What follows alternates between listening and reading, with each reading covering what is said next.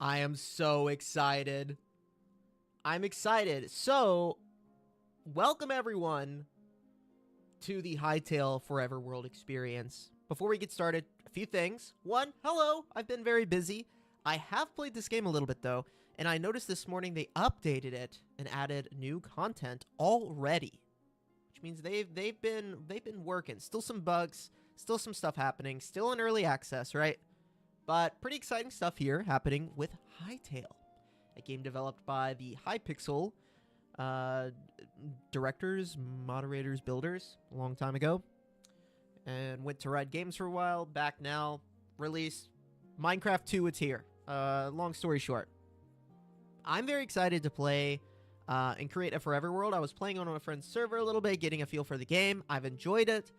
So this is going to be a little bit of an info adventure. I also, hopefully, we can make like a Forever World. Hopefully, between early access and official release, we'll be able to save the world. And a Forever World is a world that you're playing on for the entirety length of your playing of the game, more or less. So hopefully that's possible. I'm seeing some other people do that. So like I said, fingers crossed that when we swap from early access to official release, they don't like wipe all of our worlds. That would be a bummer, but, you know, if it happens, it happens. Regardless, we're going to Forever World this thing right now. Welcome, everyone. Welcome. Glad to see you guys hopping in. Yeah, I've been super busy with graduate school. That's what's really been killing me the last, really the last 2 semesters have just been so busy because I also work as a graduate assistant. So I'm, like, organizing social media. I'm, like, setting up events. I'm cross-communicating. I'm doing clerical work. That and school, and I'm working full time. So, like, my schedule has been kind of shot recently, which is why I haven't been uploading. But I've been playing games a little bit on the side. You know me, like, it's. I was talking to people was streaming the other day, and it's like you feel guilty when you're not making content as a content creator. You just want to play a game, you know. So, sometimes I think you gotta just keep the creative juices flowing by just playing a game, and that's what I've been doing. Like off screen, you know, recently is just playing different games.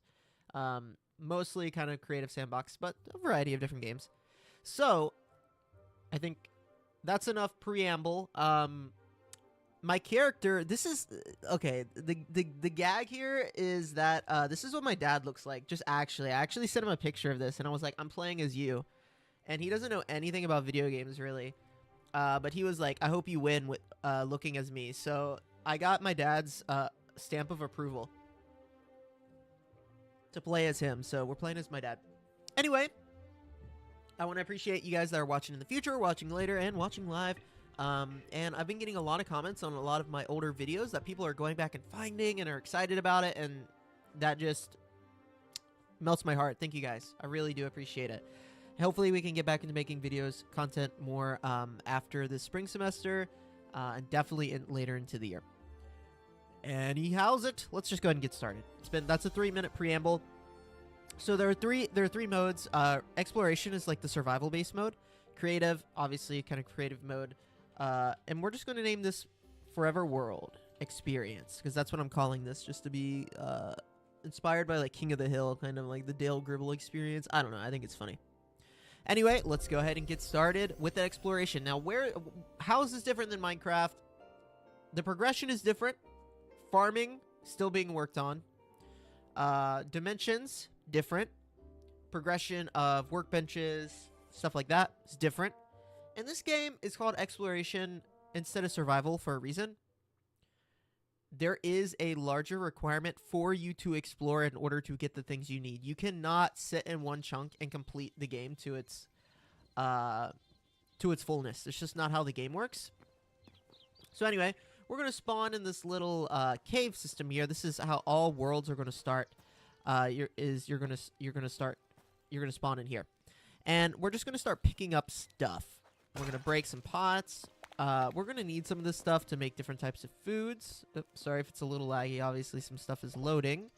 But we're not going to be really using this space forever. You can use this space forever if you'd like. But, of course, the exploration part of this game is really going to require us to move around. So how I'm going to start is I'm going to find some bushes, and I'm going to punch them because I'm going to be trying to get sticks. There's sticks and rubble, which is what we're going to need. And we're also going to need plant fiber Berries is a good early food source, so I'm also collecting those, as you see. And we punch these, we get sticks and plant fiber. That's going to be that's the equivalent of punching trees in this game, is the getting plant fibers, stuff like that. There's no hunger bar, but food is going to be really necessary if we want to fight stuff, because it's really the only way to get back some of that HP. So if we click our inventory, we're going to see we can craft some basic items. I'm just going to go ahead and craft a sword. Ooh, mature carrots in the wild. I think this is new. I do not remember seeing mature carrots in the wild when I was playing last time, a few days ago. So this could be a new update, which is really good because carrots are great.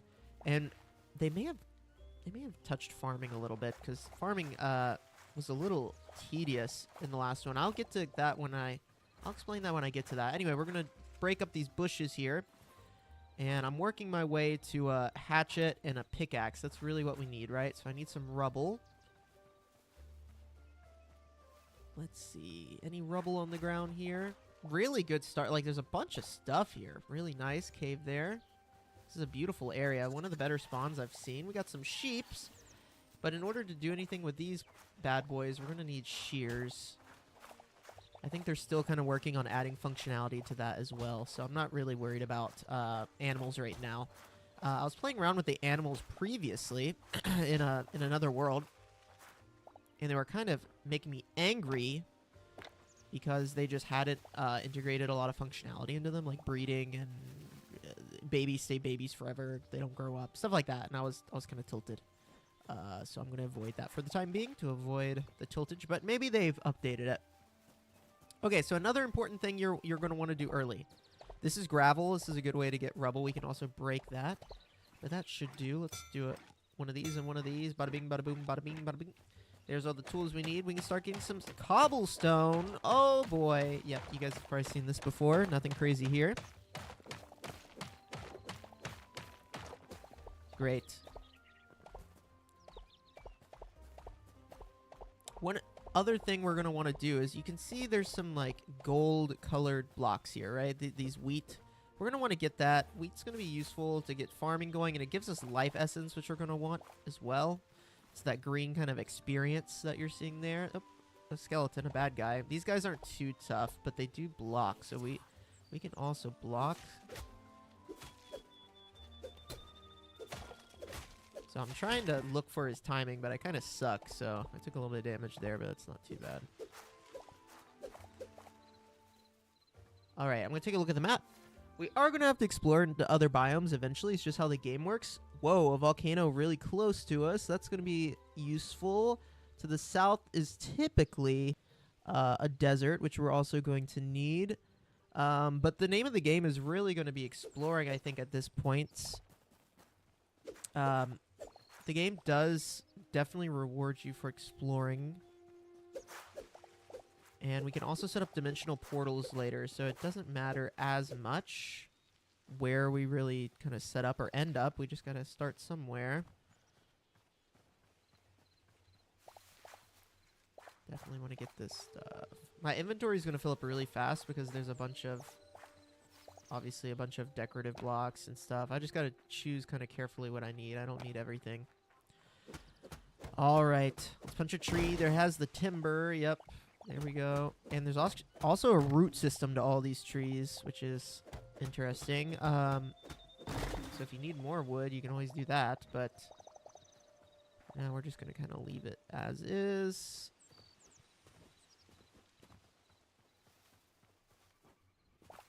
This is a very, very nice area. Very flat. We got some wild turkeys. Very cool. This would not be a bad area to set up at all. I'm not going to lie. I usually want to look around a little bit before exploring, but this area is pretty great. Right next to spawn. Oh, there's the Forgotten Temple Gateway. We're going to need to go to that at some point. So that's not too far away. We'll keep moving around. This area looks interesting. There seems to be a structure here.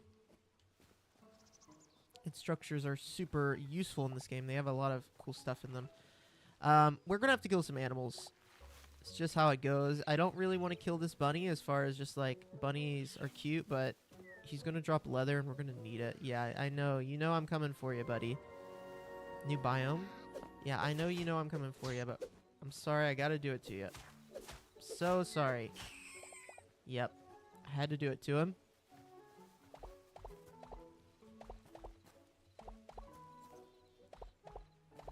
Okay. Let's see which way we can go. I think this is like the swamp biome area, which has a lot of tougher mobs in it. I'm not super interested in dying, so gotta be careful. Sand. Yep, the fens. So it's got these thistles. The fens is kind of like a swamp equivalent. You can hear it. We got some locusts and some crickets and some frogs. There are also some bad guys here I don't really particularly want to fight, so I'm just trying to keep my wits about me here. And we'll skirt around the outside.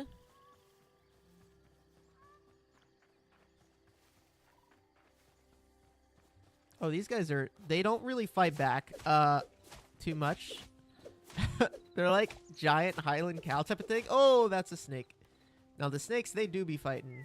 Get back here.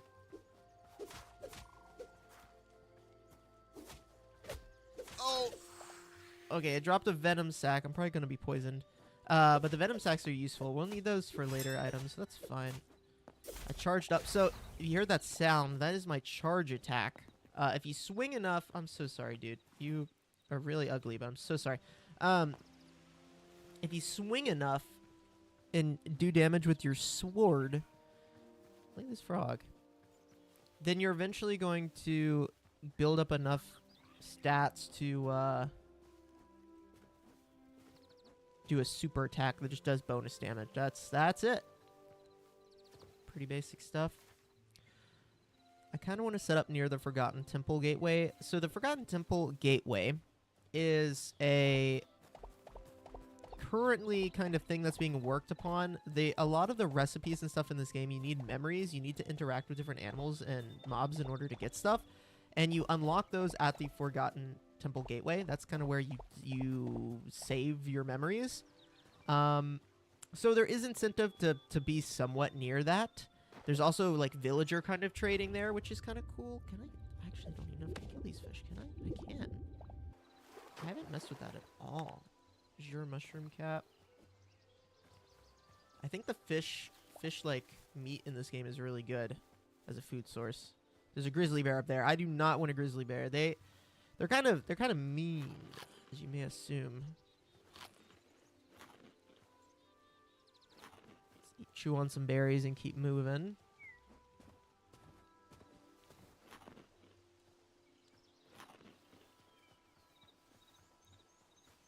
There's a spider there. They also drop venom sacs, which are going to be useful for this like mid-game kind of push we need to do, but as of right now, I'm passing on that one.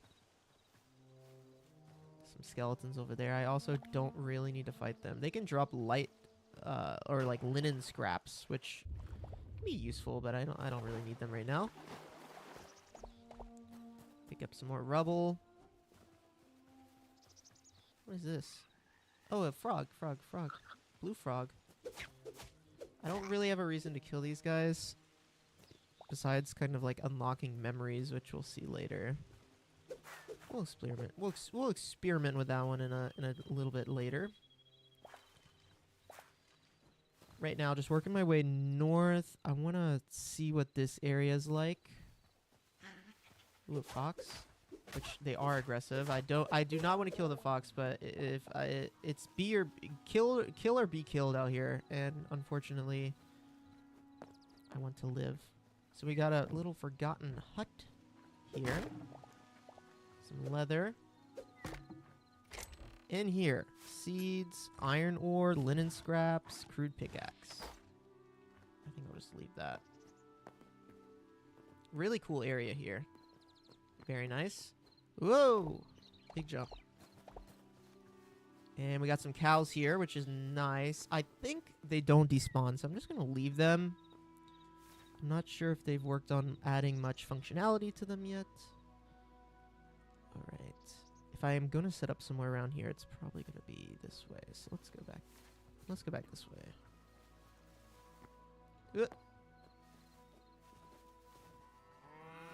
Hello, cows.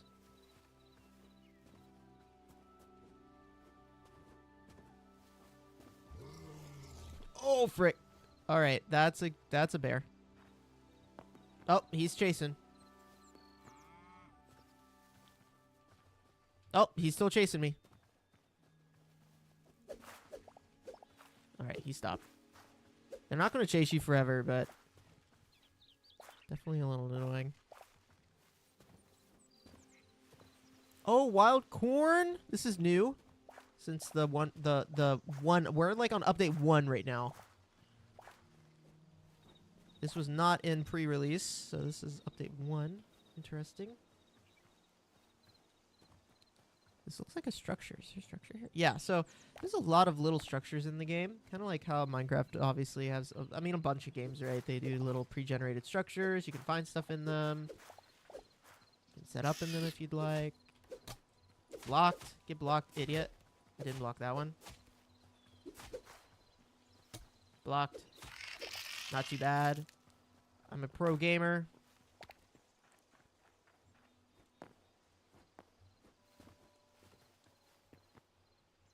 Doesn't seem to be anything here, but I can make mushroom skewers with a cooking bench. So I'm picking up mushrooms. That is, if you're wondering why, that's why. Nice little area too. Pretty close to the gateway. Let's keep heading in this direction. This is... I would like to find an area to settle down before the night comes. This is a really cool area. We got some more. So these are wild deer. I don't know if they have any functionality yet, besides dropping leather. I'm loading chunks, so the game is a little laggy for me. Gosh, they have a lot of HP.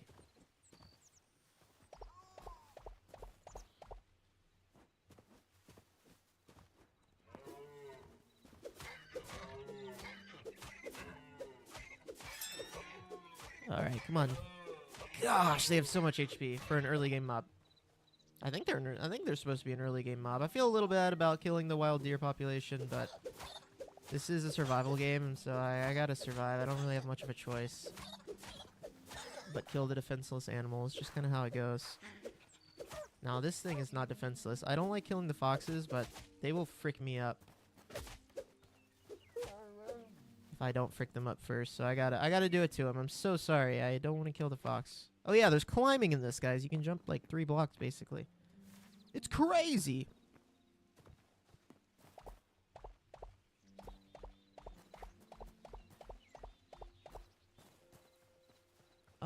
There's a structure here. I don't know what this is. Creepy green torch. Work in progress. All right. It's a work in progress.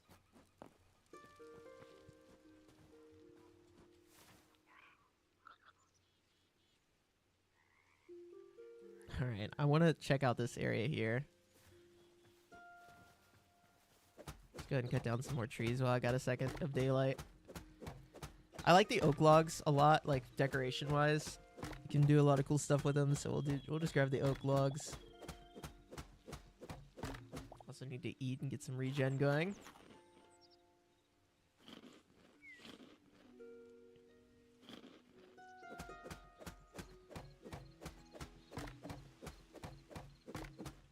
If I break enough of this tree, it'll do the tree like feller timber thing. Here we go. Bah!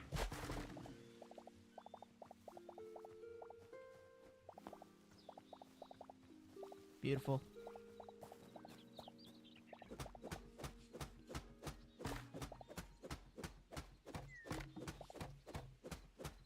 There we go.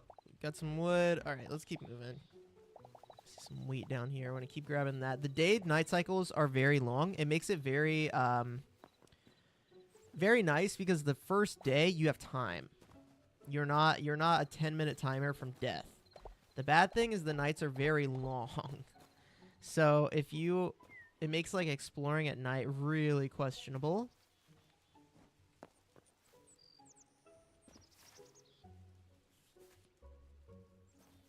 I see some skeletons over there. Don't really want to frick with those guys.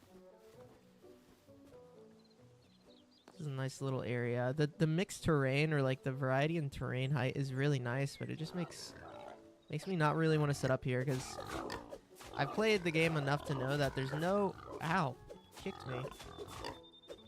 To know that there's not really like a... It's not like Minecraft where there's like the haste 2 beacon and you set up and then you just clear area. Like, that doesn't exist yet. So like, if I'm setting up in an area, I need to be conscious of the verticality of the land. Like, is it actually good to set up there or not? Anyway, we got copper here, and copper is going to be the very early game item we're going to need to upgrade our basic tools. Very, you know, standard kind of tileable sandbox game recipe. Hey, sometimes you just got to kill innocent boar. Oh, frick, there's a bear. Sometimes you just got to kill with defenseless animals. It's kill or be killed out here, you know. You know how it is.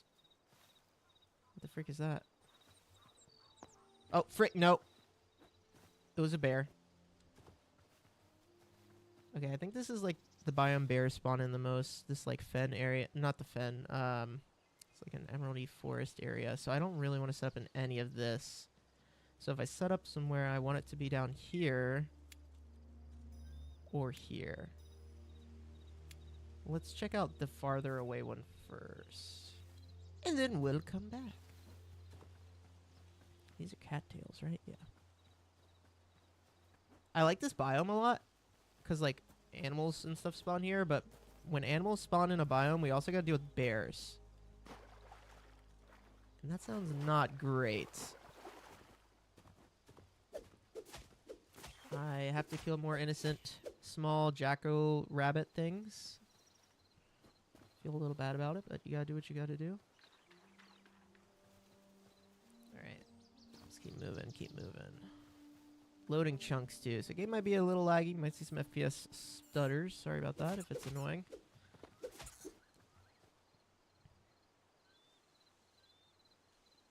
This is something they need to work on. The whole, like... the whole, like, the mob dies and just sits there. They need to add, like, a slow fade or something to that. Or an animation, like a... What the frick are you?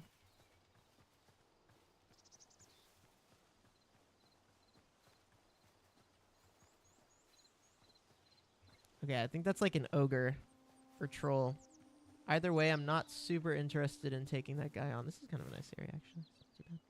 I'm going the wrong way.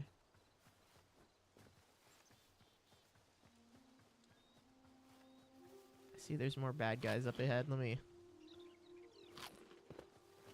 I need the linen scraps they drop. I do kind of need to take them on, but there's 2 of them, and I'm kind of scared.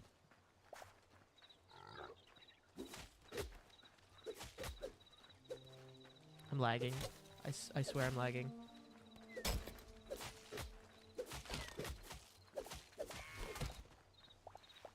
Okay, it could have been worse.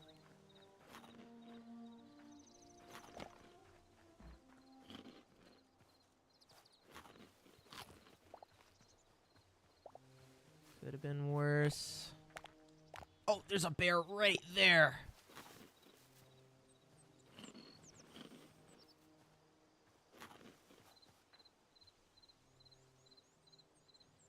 Quick tip, whenever you see anything that's Bloodstorm or Zero in the name of it, Bloodcat Mushroom, those are only found in autumn-looking biomes. Alright. You probably have gotten in the game farther than I have. I will. I will grab those. Thank you for the advice. Blue flax. I only really know the early game stuff, to be honest. Ugh, shoot, I keep getting turned around. No, I swear I was lagging. Trust me, I was lagging.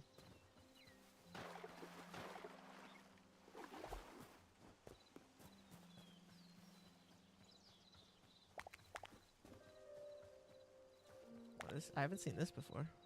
It's just like a little water divot into a cave.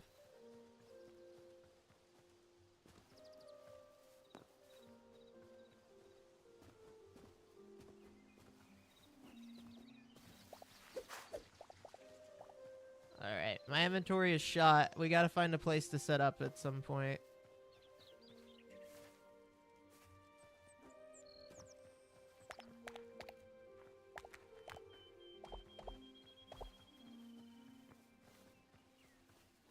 I could chuck some stuff. I have some stuff I don't need on me for sure, but... Ah, the mud. I really like the, like, mossiness of this area. Oh, frick. I don't like this area. This area sucks. No, no, I'm not there. You saw nothing. Yeah, you didn't see anything, idiot. Oh, frick. I don't really want to take on those guys either.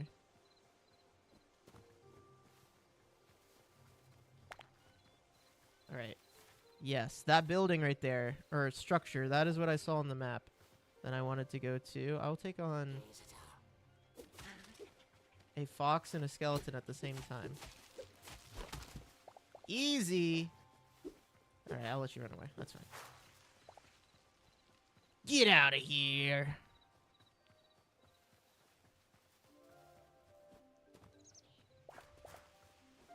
Alright, this is what I saw on the map.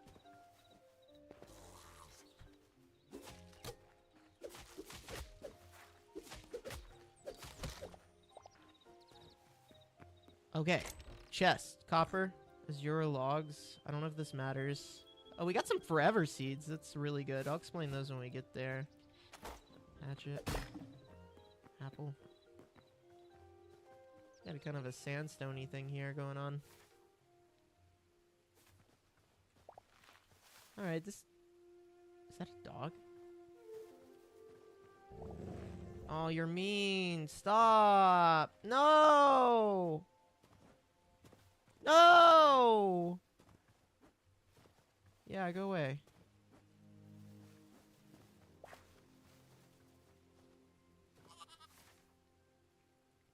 Okay, I'm gonna probably set up... I want to set up closer to the Forgotten Temple gateway, because we're gonna need to go through that at some point, so I'm gonna just keep moving here. Just keep moving. Alright, what was the other area I wanted to check out?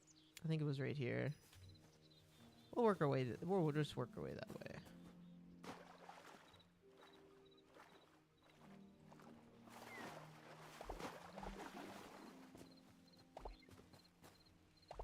Okay, I don't think I need any more of that. Just picking it up out of habit.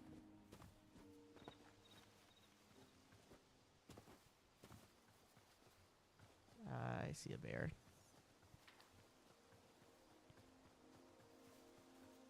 Yeah, I'm gonna avoid the bear. Not super interested in combating the bear, not gonna lie.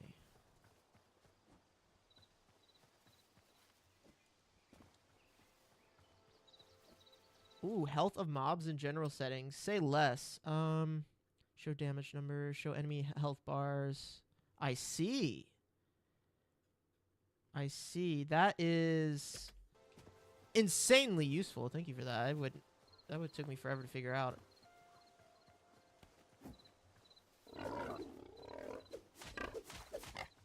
Oh, yeah. That's much more useful.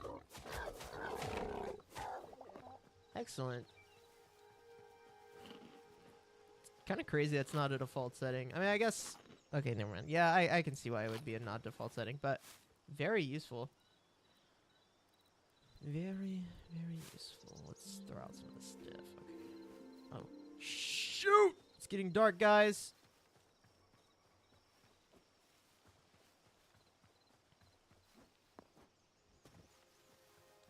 Alright, this is the biome I wanted to go to. Yep, Forgotten Temple's right there. I really like this biome. It's mossy. There's like birch.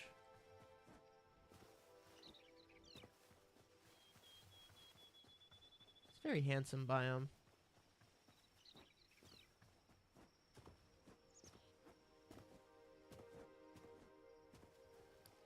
Whoa, there's something there. What is that? Oh, it's that. Okay. Yeah, I think we're gonna set up around here somewhere. Just a feeling. We're running out of daylight. What do I want to do? What do I want to do?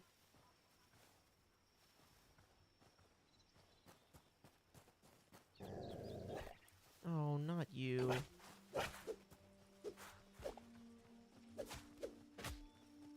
I was blocking.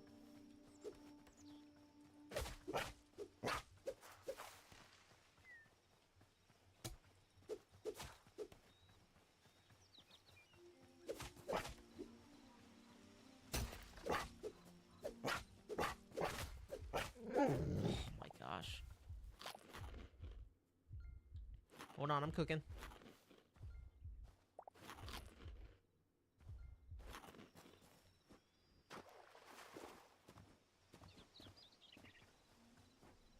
What is this?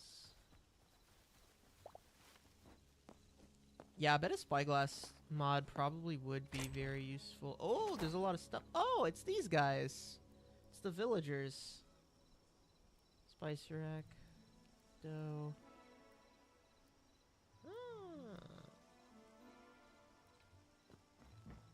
Probably should set up near the villagers. Do y'all get mad if I take your crap? No, that's good.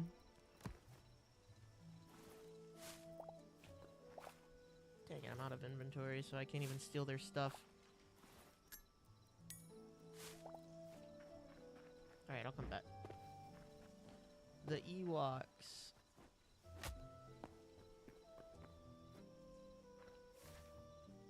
Okay. I think this would be a good area to set up then. It's got proximity to the Ewok villages. It's got everything we need. Although, do you guys have a bed? It would be great if I could sleep. That would be great.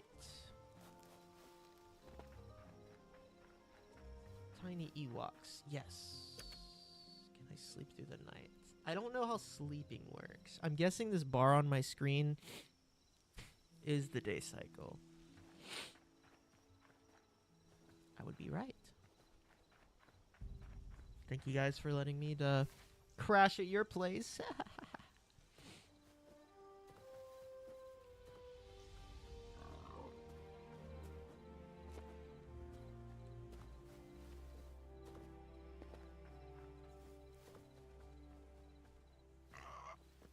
Hello, wild pig.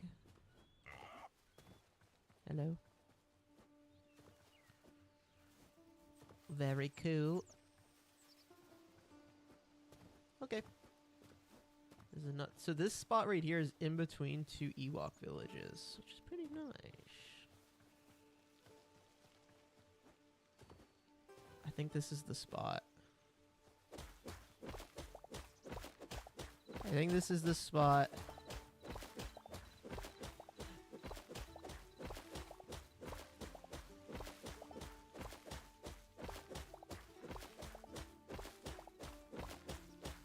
I want to clear this mound. That's probably not a great idea. Okay, let's just get started with the basics. Oh, didn't mean to do that. As in, let me dump this crap in here.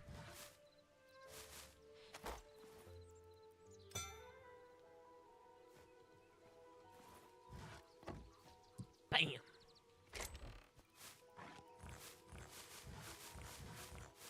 Alright. Crap has been dumped. Let's get out stuff we're gonna need for crafting. Get out food.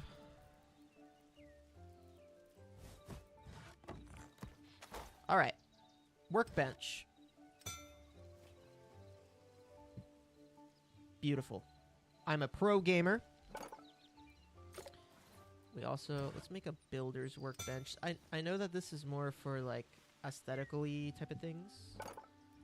But if you guys know me, I'm an aesthetical type of guy.